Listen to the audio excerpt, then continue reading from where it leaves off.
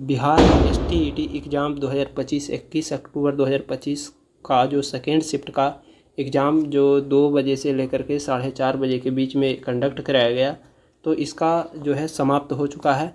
तो आज के कैसा प्रश्न रहा, किस लेवल का रहा और आने वाले जो शिफ्ट है उसका भी यही लगभग रहेगा। क्वेश्चन इसी प्रकार से पूछा जाएगा।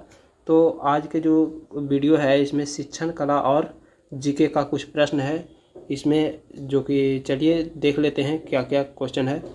तो क्वेश्चन है कि शिक्षण का प्रमुख उद्देश्य क्या है। शिक्षण का जो प्रमुख उद्देश्य क्या है दोस्तों, तो विद्यार्थी के व्यवहार में अस्थायी परिवर्तन लाना, ये है शिक्षण का प्रमुख उद्देश्य।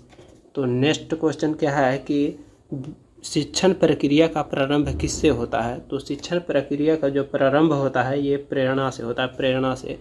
तो नेक्स्ट जो क्वेश्चन है कि अधिगम का अर्थ क्या होता है। तो अधिगम का जो अर्थ होता है व्यवहार में परिवर्तन लाना। अधिगम यानी कि सीखना, तो कुछ सीखेगा तो ये व्यवहार में परिवर्तन जरूर आएगा, इसलिए इसका जो आंसर हो जाएगा व्यवहार में परिवर्तन।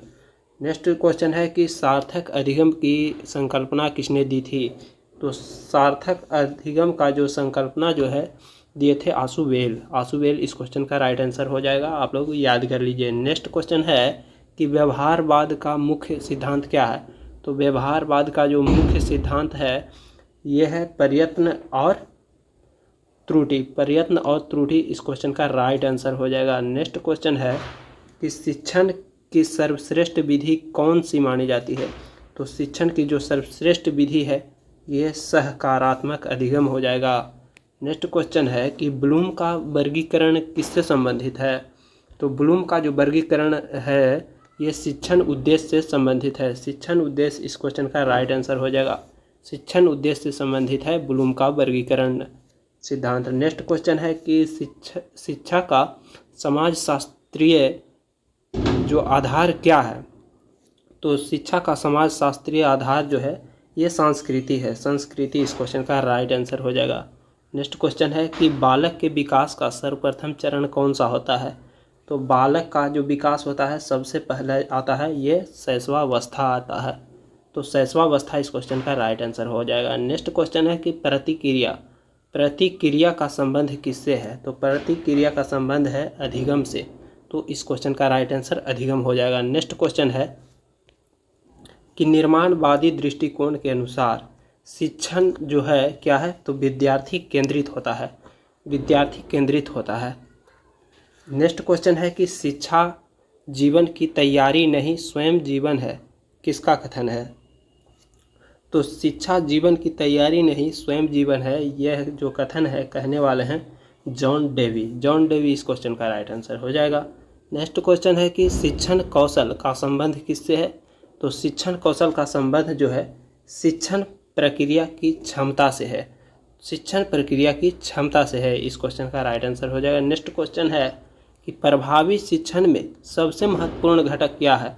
तो प्रभावी शिक्षण में जो महत्वपूर्ण घटक है ये संवाद है, संवाद। इस क्वेश्चन का राइट आंसर संवाद हो जाएगा। नेक्स्ट क्वेश्चन है कि बालक अपने अनुभव से सीखता है, यह किसका मत है। तो इस क्वेश्चन का राइट आंसर हो जाएगा पियाजे। पियाजे का कहना है कि बालक अपने अनुभव से सीखता है। नेक्स्ट क्वेश्चन है कि प्रतिपुष्टि यानी कि फीडबैक, फीडबैक का कार्य क्या है। तो फीडबैक से क्या पता चलता है कि सुधार में सहायता करना है, सुधार में सहायता इसी से किया जा सकता है फीडबैक के अनुसार। नेक्स्ट क्वेश्चन है कि शिक्षण योजना का उद्देश्य क्या है। तो शिक्षण योजना का उद्देश्य जो है कि शिक्षक को मार्गदर्शन देना, शिक्षक को मार्गदर्शन देना ये शिक्षण योजना का मुख्य उद्देश्य है। नेक्स्ट क्वेश्चन है कि सहकारी अधिगम में बल दिया जाता है। तो समूह के कार्य पर, समूह के कार्य पर, जो कि सहकारी अधिगम में किस पर बल दिया जाता है, समूह के कार्य पर।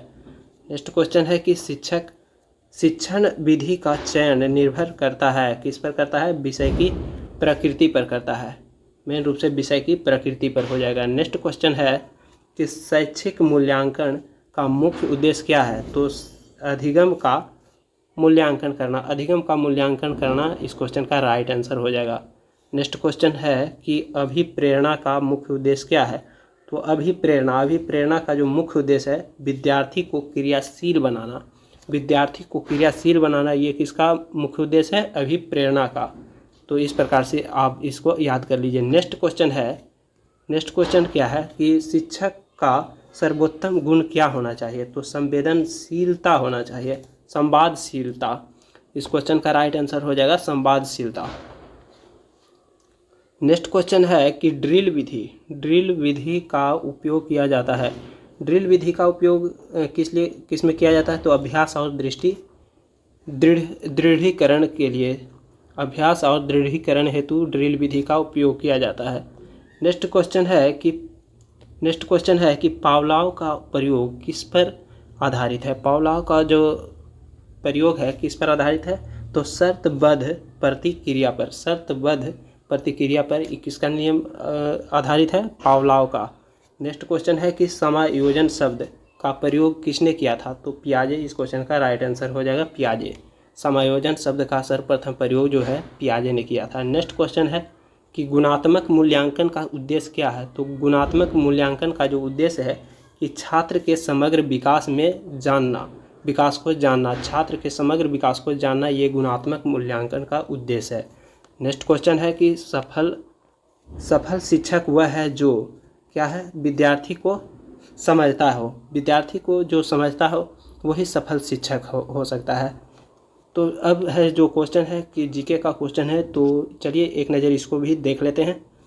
तो देखिए क्वेश्चन है कि 1857 की क्रांति का तत्कालीन कारण क्या है?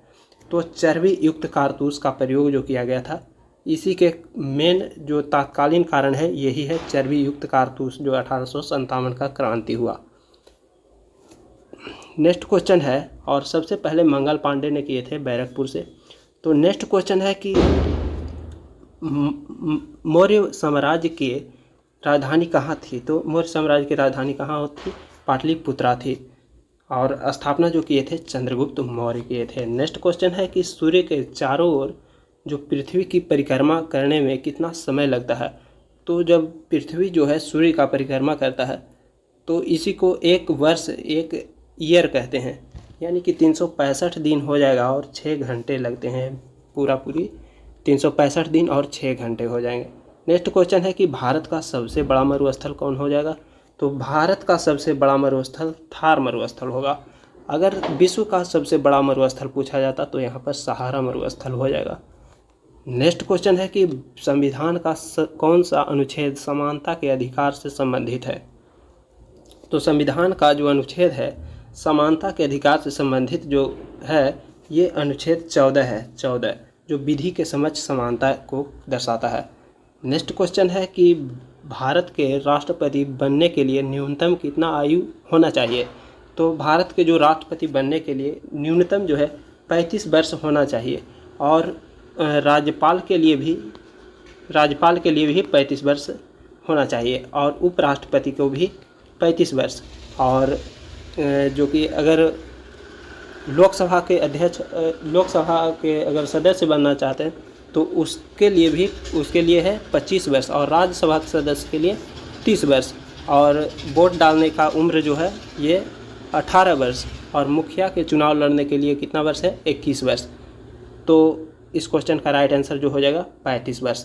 तो ये सभी क्वेश्चन आप लोग याद कर लीजिए। नेक्स्ट क्वेश्चन है कि विटामिन सी की कमी से कौन सा रोग होता है? तो स्कर्वी रोग होता है। विटामिन सी की कमी से स्कर्वी रोग। विटामिन ए की कमी से जो होता है रेटिनॉल, जो कि रतौंधी हो जाता है, इसका रासायनिक नाम है रेटिनॉल। विटामिन ए का रासायनिक नाम रेटिनॉल होता है, और इससे जो बीमारी होता है ये रतौंधी होता है। विटामिन बी के कमी से जो होता है बेरी होता है। विटामिन सी के कमी से स्कर्वी होता है, और विटामिन डी की कमी से सूखा रोग हो जाता है। तो इस प्रकार से आप लोग पूरा याद कर लीजिएगा चार्ट को। तो इतना क्वेश्चन था दोस्तों। तो कैसा लगा वीडियो आप लोग कमेंट करके बताइए, और पीडीएफ के लिए टेलीग्राम चैनल पर ज्वाइन कर लीजिए, और वहाँ से पीडीएफ को आप लोग डाउनलोड करके देख लीजिए। तो आप लोग चैनल पर अगर फर्स्ट बार आए हैं तो चैनल को सब्सक्राइब कर लीजिएगा। तो मिलते हैं नेक्स्ट वीडियो में, तब तक के लिए धन्यवाद।